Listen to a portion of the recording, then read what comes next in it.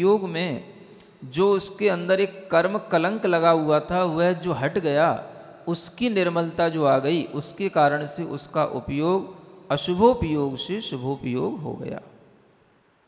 समझ आ रहा? ये अशुभोपयोग से शुभोपयोग होना कोई सामान्य बात नहीं है। एक चीज और समझने योग्य है, शुभोपयोग तो आत्मा के उपयोग की परिणति का नाम है। शुभोपयोग क्या है? हाँ, आत्मा का उपयोग जो मिथ्यात्व से रहित है, अनंतानुबंधी कसाय से रहित है, उस उपयोग को कहेंगे शुभोपयोग।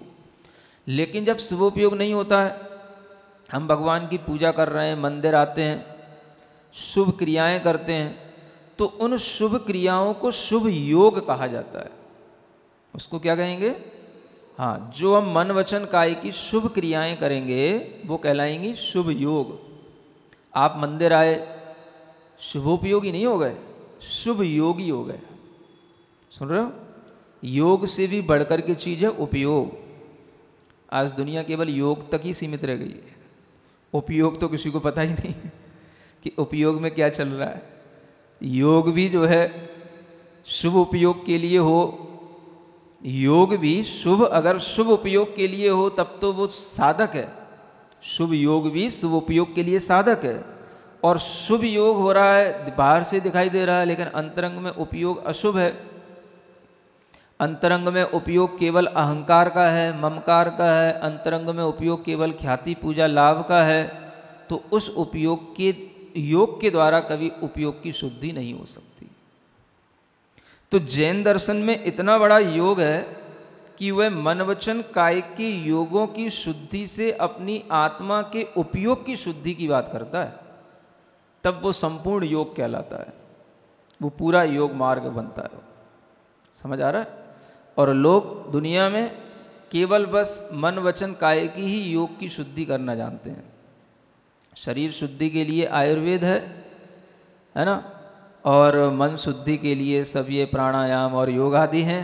बस इतना ही जो है लोगों के लिए है, और वचन तो शुद्धि अपनी एक प्रयास से हो ही जाती है। तो इसके माध्यम से ही बस अपने आप को परिपूर्ण मान लेते हैं। जबकि तीर्थंकर भगवान क्या कहते हैं, जैनाचार्य क्या कहते हैं कि योग तो एक बाहरी चीज़ें हैं, जो मन वचन काय की क्रियाएं तो हमारी एक कहना चाहिए आत्मा की पर प्रवृत्ति रूप क्रियाएं हैं। पौद्गलिक शरीर है, पुद्गल से होने वाली क्रियाएं हैं, तो इसका आत्मा से कोई ज़्यादा संबंध नहीं है। आत्मा का संबंध तो उसके उपयोग से है, क्योंकि आत्मा कैसा है? जीवो उपभोग महो। जीव कैसा है? उपयोगमय है। द्रव्य संग्रह में जीवो उपभोग महो। जीव कैसा होता है? उपयोगमय है। तो जीव कहो या उपयोग कहो एक ही बात है। अगर उपयोग शुभ हो गया तो समझ लो जीव भी शुभ हो गया, उपयोग अशुभ है तो जीव भी अशुभ है, क्योंकि जीव ही उपयोगमय है। जैसा उपयोग होगा वैसा ही जीव होगा। तो उपयोग की शुद्धि करना ये लक्ष्य होना चाहिए।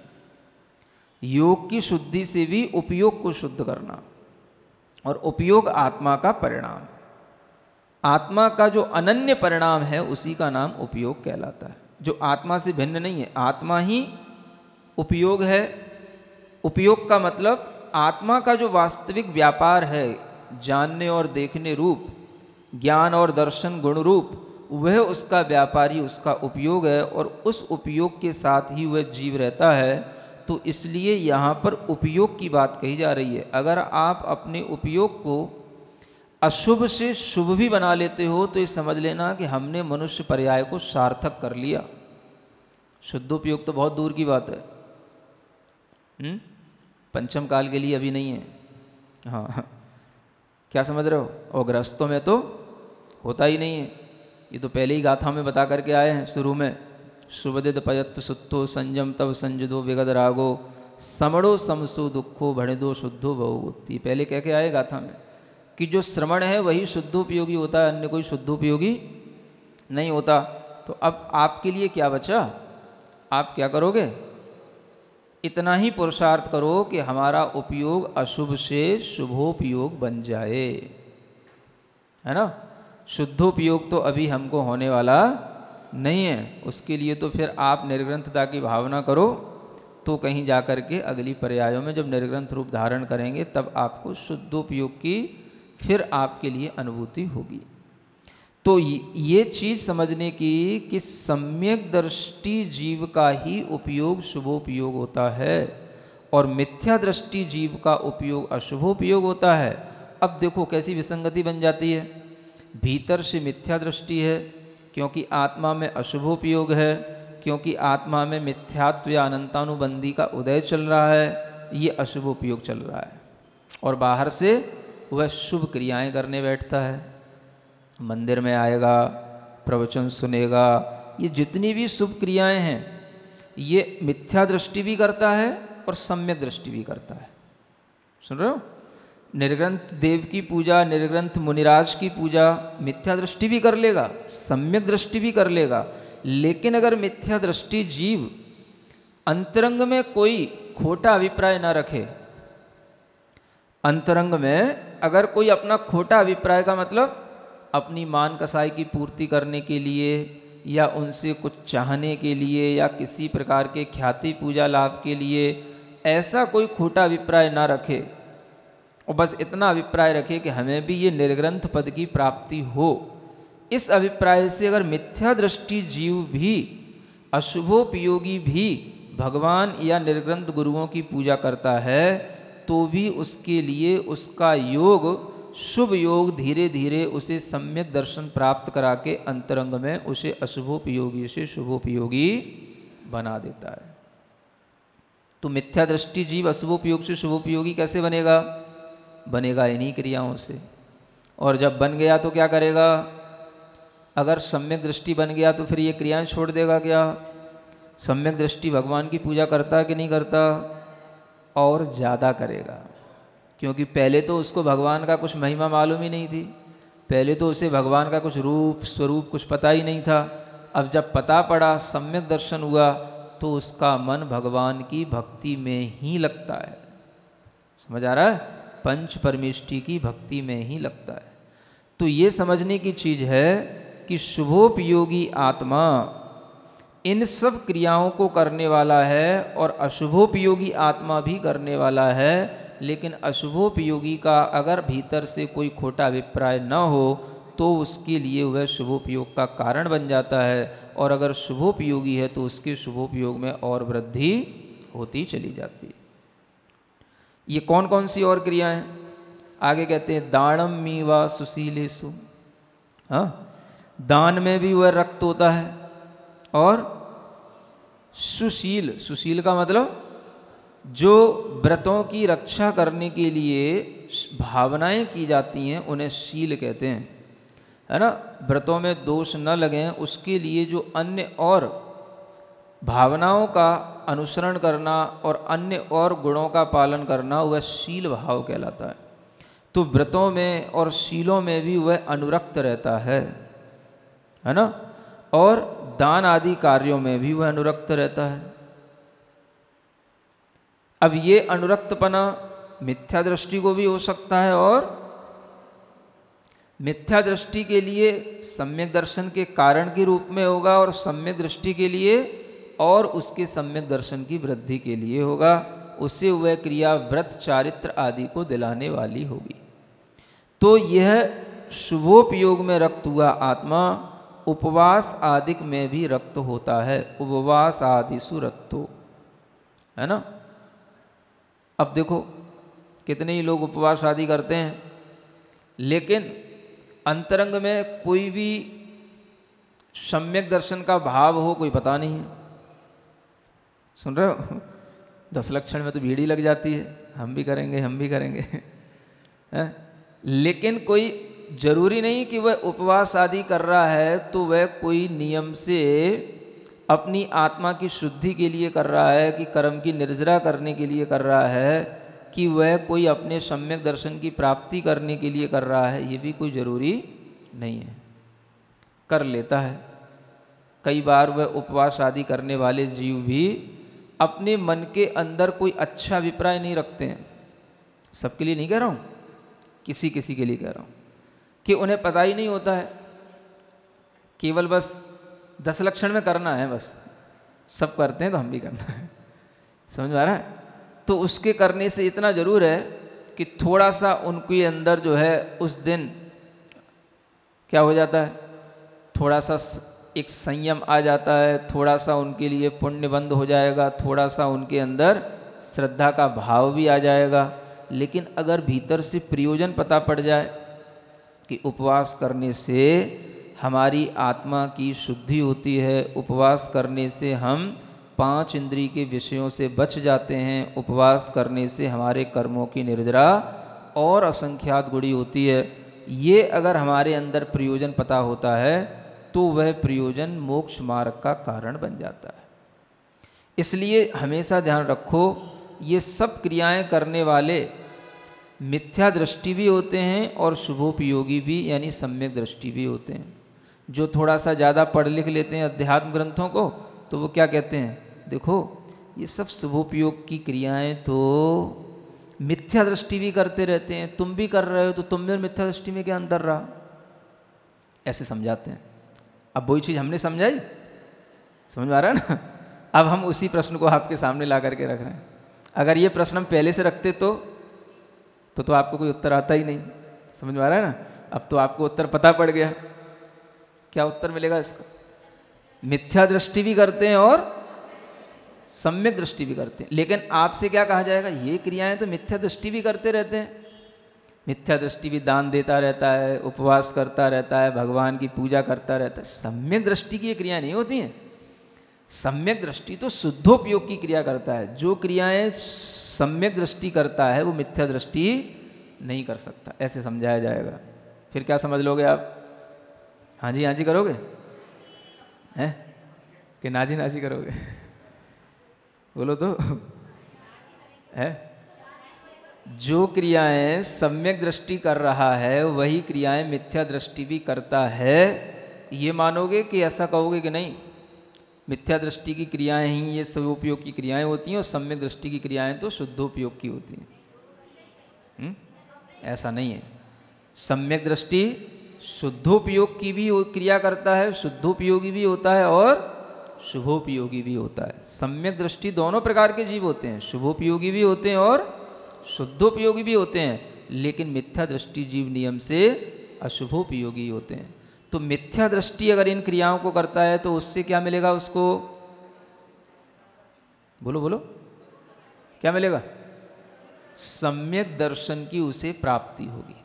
और अगर आप अपने आप को सम्यक दृष्टि मानते हो और फिर ये क्रियाएं करोगे तो आपको क्या मिलेगा इससे, और आपके कर्मों की निर्जरा होगी और विशुद्धि बढ़ेगी, तो आप व्रत संयम की ओर आगे बढ़ेंगे और आपके सम्यक्त्व की भी विशुद्धि और बढ़ेगी। इसको बोलते दर्शन विशुद्धि, है ना, ये इसी से होती है।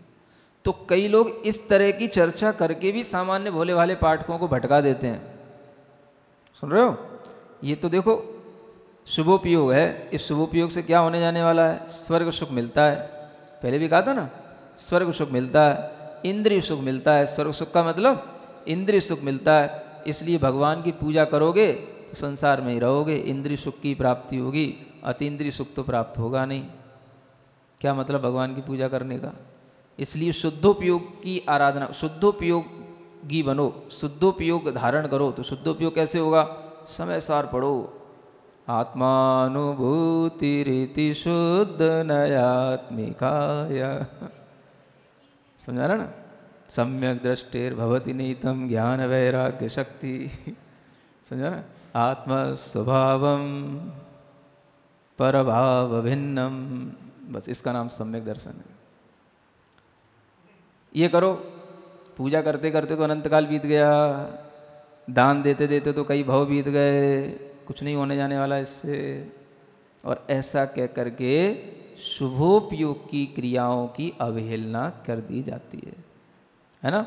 जबकि आचार्य क्या कहते हैं, पहले भी आपको बताया था, शुभोपयोगी सम्यक दृष्टि जीव ही होता है, और उस सम्यक दृष्टि जीव के अंदर इन सब क्रियाओं में रत्तो का मतलब, हाँ बिल्कुल, रक्त माने जैसे कोई मच्छर आपको जो है ना, ये जैसे आपके शरीर पे बैठ के बिल्कुल रक्त हो जाता है वो, समझ में आ रहा है ना, हाँ, उसको चाहे फूंक मारो चाहे कुछ करो वो हटता नहीं है। समझ आ रहा है ना? जैसे जोंक होती है गाय के थन में जैसे चिपक जाती है, ऐसे रक्त होने का मतलब होता है कि उसी में जो है वो बिल्कुल लीन हो रहा है। हाँ, तब जाकर के उसके लिए ये शुभोपयोग का भाव दिखाई देता है, ये शुभोपयोग से विशुद्ध हुआ आत्मा है ना? तो इसका अंतर समझ के रखो। लोग आजकल भटका रहे हैं और भटक रहे हैं। शुभोपयोग की क्रियाओं से केवल पुण्य बंद होता है। यहाँ पर टाइटल भी लिखा हुआ, अथ इंद्रिय सुख साधनम शुभोपयोगम दर्शयन्नाह। इंद्रिय सुख का जो साधन है वो शुभोपयोग है। अब इस सब साधन से क्या मिलेगा आपको? इस साधन से क्या मिलेगा? इंद्रिय सुख मिलेगा। ये क्या मतलब हुआ? भगवान की पूजा करोगे, क्या मिलेगा? भगवान की पूजा से इंद्रिय सुख मिलेगा। क्यों मिलेगा? क्योंकि पूजा करने से आपके अंदर पुण्य आएगा और पुण्य के फल से हमेशा इंद्रिय सुख मिलेगा। मनुष्य का भी सुख मिलेगा, मनुष्य जन्म में भी मिलेगा, आगे जाओगे स्वर्ग में तो स्वर्ग का भी सुख मिलेगा। सुन रहे हो? उपवास करोगे तो इंद्रिय सुख मिलेगा। उपवास करते में तो इंद्रियों का दुख होगा और फल मिलेगा तो इंद्रिय सुख के रूप में मिलेगा। ऐसा क्यों? बाद में और अच्छा अच्छा मिलेगा, इसलिए लोग आदर से खिलाएंगे, उपवास करके आया है इसलिए। उपवास करने से इतना पुण्य बंद हो जाता है कि वह उपवास करने वाला भी अगर कभी आगे किसी भी प्रकार के सुख को प्राप्त करता है तो उस पुण्य के सुख बंद से, उस पुण्य के फल से उसे वह सुख की प्राप्तियां होती हैं। तो इंद्रिय सुख का मतलब सांसारिक सुख। इंद्रिय सुख का मतलब सांसारिक सुख। अब देखो, इसका रहस्य समझने की कोशिश करो। ये जितनी भी चीज़ें यहाँ बताई जा रही हैं, इन सब के माध्यम से, दान से, शील से, उपवास से, व्रत से, भगवान की, गुरुओं की पूजा करने से क्या मिलेगा? इंद्रिय सुख मिलेगा। और इंद्रिय सुख किसका साधन है? संसार का साधन है। समझ आ रहा? अब ऐसा यहाँ क्यों कहा? इसका एक बहुत बड़ा कारण है। इंद्रिय सुख के लिए हमें पुण्य चाहिए, क्योंकि पुण्य के बिना कभी इंद्रिय सुख नहीं मिलता। और पुण्य किससे मिलेगा? तो जब हम शुभोपयोग की क्रियाएं करते हैं या सम्यक दर्शन की वृद्धि की भी क्रियाएं करते हैं तो हमें उससे पुण्य की ही वृद्धि होती है। समझ में आ रहा? तो अगर हम बाहरी फल की ओर देखेंगे तो हमें क्या मिलेगा?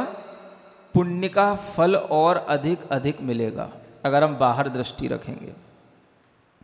और भीतरी दृष्टि रखेंगे तो उसी क्रिया से आपके अंतरंग में विशुद्धि भी होगी, पुण्य का बंध भी हो रहा है तो पाप कर्म की निर्जरा भी होगी और आपके लिए वह सम्यक दर्शन आदि का भाव बढ़ता चला जाएगा। दोनों काम एक ही चीज से होते हैं, एक ही उपयोग से होते हैं और एक ही क्रिया से होते हैं।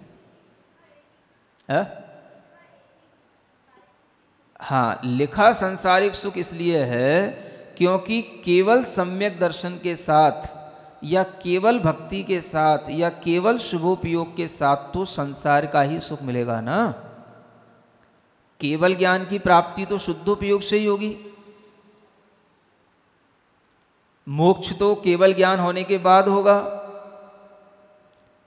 तो आपके लिए जब तक केवल ज्ञान नहीं होता तब तक आपको संसार में रहना होगा। तो संसार में दुख के साथ रहना चाहोगे कि सुख के साथ? ये आप बता दो। जब तक संसार में रहना है तब तक सुख के साथ रहना है कि दुख के साथ रहना है? अगर दुख के साथ रहना है तो नरकों में चले जाओ, त्रियंच बन जाओ, और सुख के साथ रहना है तो स्वर्गों के देवता बन जाओ और बाद में चक्रवर्ती बन लो। टाइम पास वहां पे भी हो जाएगा, यहाँ पे भी हो जाएगा। कहाँ पे करना है बताओ आप? हैं? टाइम पास तो दोनों जगह हो रहा है ना। जब तक आपके लिए फिर से चतुर्थ काल नहीं आता, मान लो इसी भरत क्षेत्र का, या आप देव पर्याय में चले गए तो वहां पर भी आपको उतना संसार में रुकना पड़ा तो वह सुख से रुकना होगा। तो सुख से रुकना चाहते हो कि नरकों में दुख के साथ में टाइम निकालना चाहते हो? बस। तो ऐसा करने से जब तक हमको मोक्ष फल नहीं मिलता, जब तक हमको केवल ज्ञान नहीं होता, तब तक ये धर्म हमें सुख देता रहता है। इसलिए इसका मुख्य कारण क्या हो गया? संसार का सुख देना। मुख्य तो यही है। और जो केवल ज्ञान को देने वाली चीज है, तो जिस समय केवल ज्ञान को कोई करने वाला होगा तो वह कोई इन क्रियाओं में क्यों रक्त होएगा? वो तो अपनी आत्म भावना में रक्त होगा, वो तो अपनी शुद्धोपयोग में लीन होगा। तो वह सब कुछ छोड़ करके केवल अपनी आत्मा की भावना करेगा। वो पंच परमेष्ठी में भी किसी की भावना नहीं करेगा, किसी का ध्यान नहीं करेगा, केवल आत्मा का ही ध्यान करेगा वो। तो उससे उसको केवल ज्ञान होगा। तो इसलिए शुद्धोपयोग ही केवल ज्ञान का कारण है।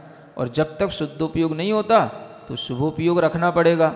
और वह शुभोपयोग रखोगे तो जब तक आपके पास शुभोपयोग रहेगा, आप कहीं भी चले जाओगे, आपको सुख मिलेगा।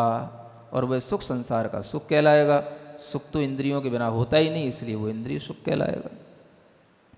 स्वर्गों में गए तो इंद्रिय सुख है, देव बनो, देवी बनो, जो कुछ भी बनो, है ना। सम्यक दृष्टि देव तो देवी ही बनता है, सम्यक दृष्टि जीव तो देव ही बनता है, देवी नहीं बनता। तो वहाँ पे भी सब तरीके की पांचों इंद्रियों के सुख हैं। फिर मनुष्य बनता है, राजा चक्रवर्ती बनता है, वहाँ पे भी खूब पांचों इंद्रियों के सुख भरपूर मिलते हैं। तो सब इंद्रिय सुख ही सुख है। तो जब तक इंद्रिय सुख है तब तक जो है ये सब शुभोपयोग का फल मिल रहा है। क्या बाधा हो गई? समझने की बात है। अब देखो, चीज एक ही क्रिया से दोनों मिल रही हैं। धर्म से या जो हम ये क्रियाएं कर रहे हैं, इनसे केवल पुण्य बंद नहीं हो रहा है, पाप की निर्जरा भी हो रही है। ये कोई नहीं कहता है। पुण्य का बंध होगा, पाप की भी निर्जरा होगी। जो पुराना पाप है उसकी निर्जरा होती है, और जो जिस समय पर हमारे लिए जो पाप आना होता है वो पाप का आश्रव रुक जाता है। तो पाप की निर्जरा भी हो रही है और पुण्य का बंध भी हो रहा है। तो इस क्रिया के माध्यम से सम्यक्त्व आदि की वृद्धि भी हो रही है, श्रद्धा भी बढ़ रही है, सब कुछ हो रहा है। लेकिन फल जो हमें मिलता है वो किसका मिलता है? अब निर्जरा हो गई पाप की, वो तो हमें दिखाई देगी नहीं। सम्यक्त्व की वृद्धि हो रही है, वो हमको कुछ दिखाई देगी नहीं। दिखाई क्या देगा?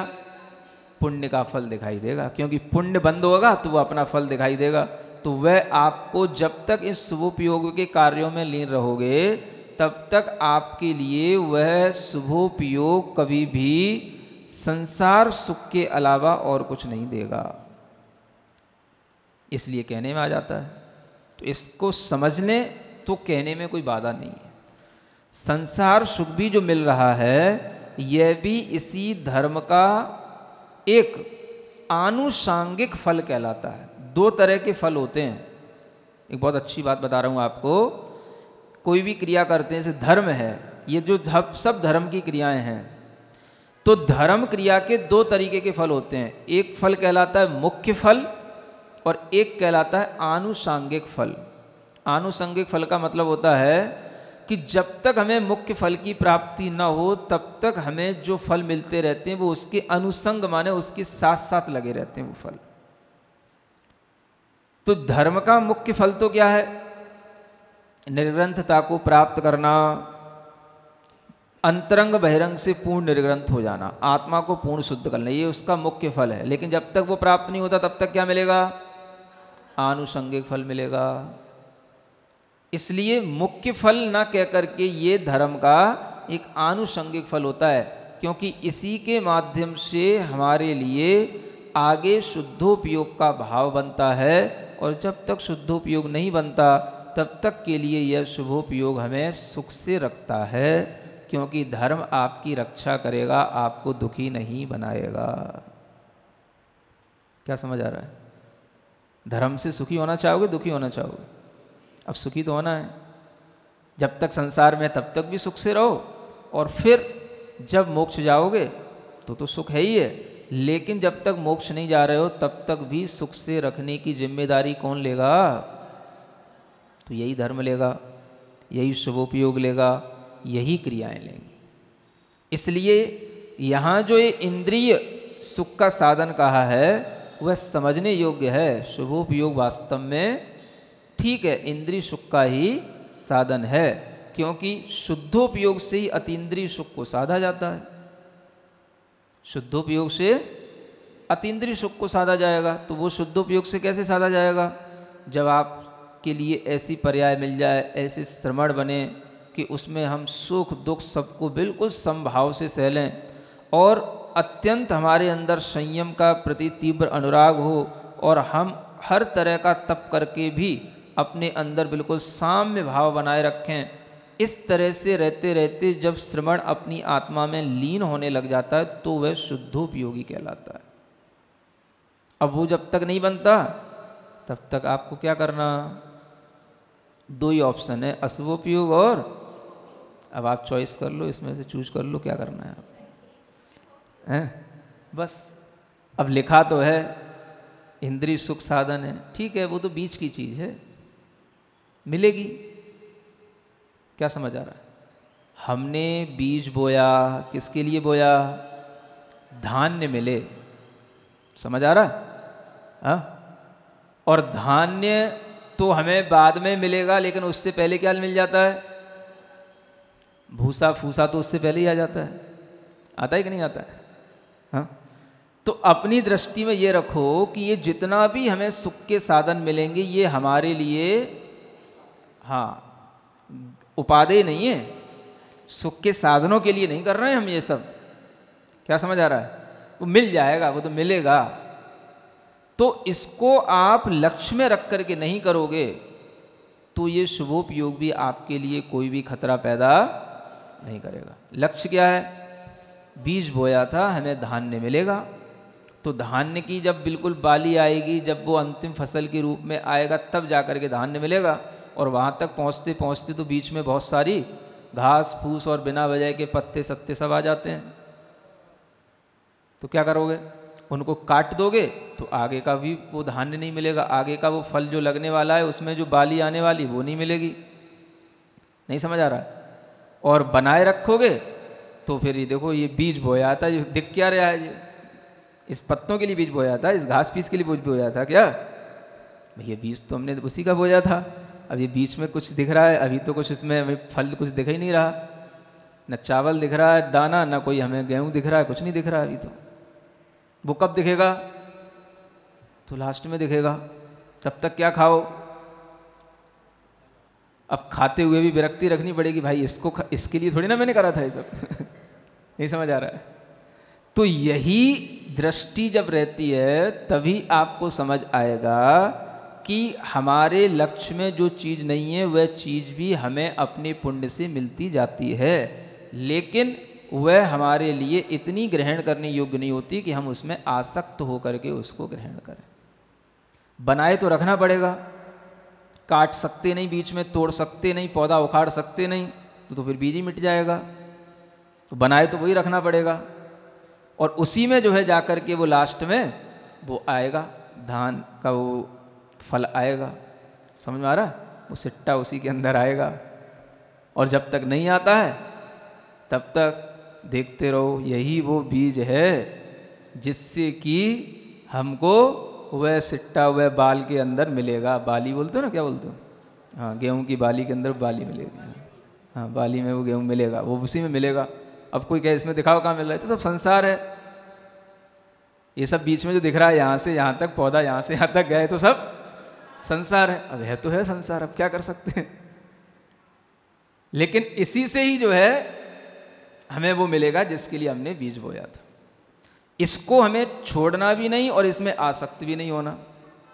बनाए रखना है, लेकिन इसको अपना उद्देश्य बना के नहीं रखना है। तो आप उस शुभोपयोग से के फल से बच करके उस शुद्धोपयोग की भावना तक पहुंचोगे, और अंत में आपके लिए वह केवल ज्ञान का फल भी प्राप्त होगा। तो ये बड़ी जटिल चीज़ें हैं। लोग इतने बहक रहे हैं शुभोपयोग की बातों से, शुद्धोपयोग में तो मन लग रहा है, जबकि शुद्धोपयोग होना नहीं है, और शुभोपयोग अभी छूटा नहीं है। क्या गारंटी आपकी कि आपके अंदर का मिथ्या छूट गया? केवल समय सार पढ़ने से मिथ्या छूट जाता है क्या? हाँ, कि केवल समय सार की बातें कर लेने से मिथ्या छूट जाता है क्या? तो कहीं से कहीं तक अभी मिथ्या तो छूटा नहीं। अनंतानुबंधी कसाएं भरी पड़ी हैं, सब कुछ है, लेकिन हमारे लिए शुभोपयोग की क्रियाएं हे दिखती हैं, उनमें हमारा मन नहीं लगता, शुद्धोपयोग होता नहीं, हमें तो लगता है आप अशुभोपयोगी बने रह जाते हो, तो आप अपनी हानि कर रहे हो। जिनेंद्र भगवान की भक्ति के नाम पर इस तरह से प्रचारित करना कि भगवान की भक्ति की क्रिया तो बस केवल पुण्य की क्रिया है, संसार के सुख की क्रिया है, इंद्रिय सुख का साधन है, इससे क्या मिलेगा, तो ये भी अपनी जो धारणा धीरे धीरे लोग बना लेते हैं, वो इन्हीं ग्रंथों को पढ़ के बना लेते हैं और इनके मर्म नहीं समझ पाते, तो इससे अपना भी अनर्थ कर रहे होते हैं और जिसको उपदेश देते हैं उसका भी अनर्थ होता है।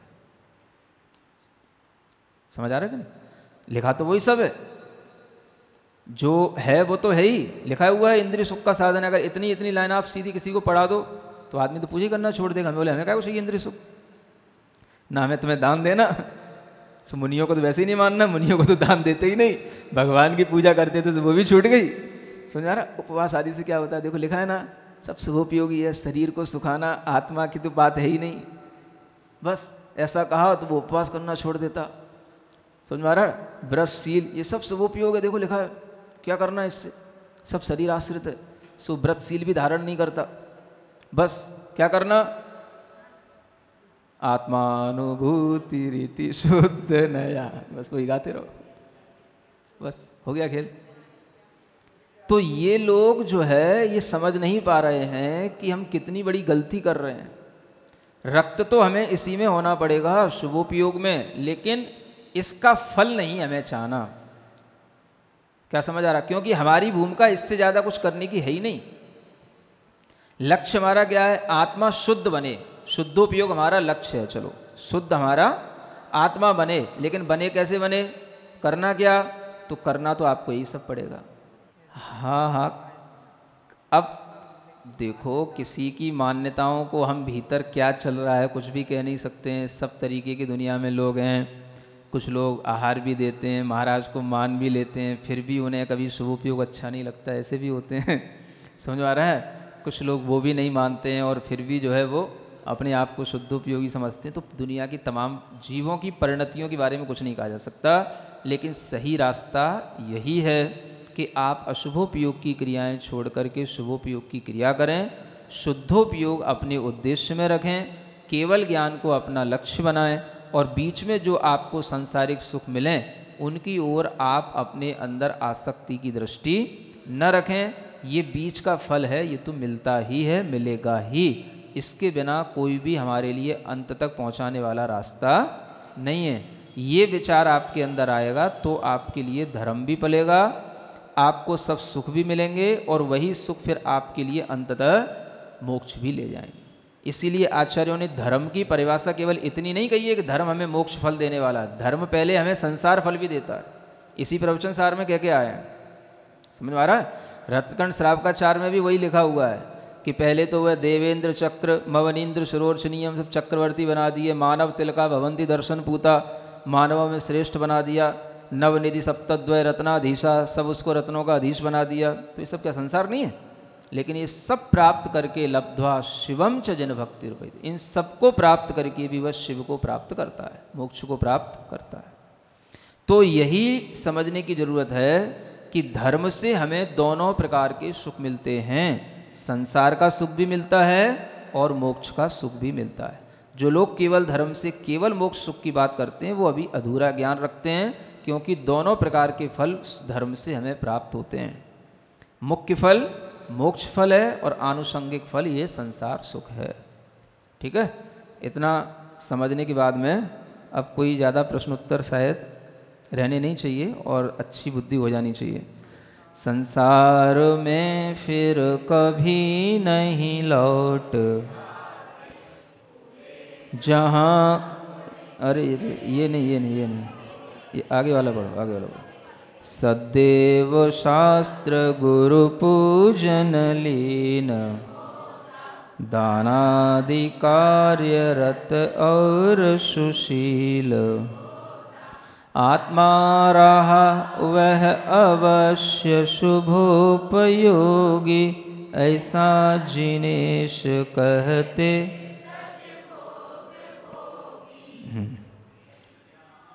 बस बस वो अगली वाली गाथा का है। ठीक है, 2 मिनट के लिए सीधे बैठते हैं। अगर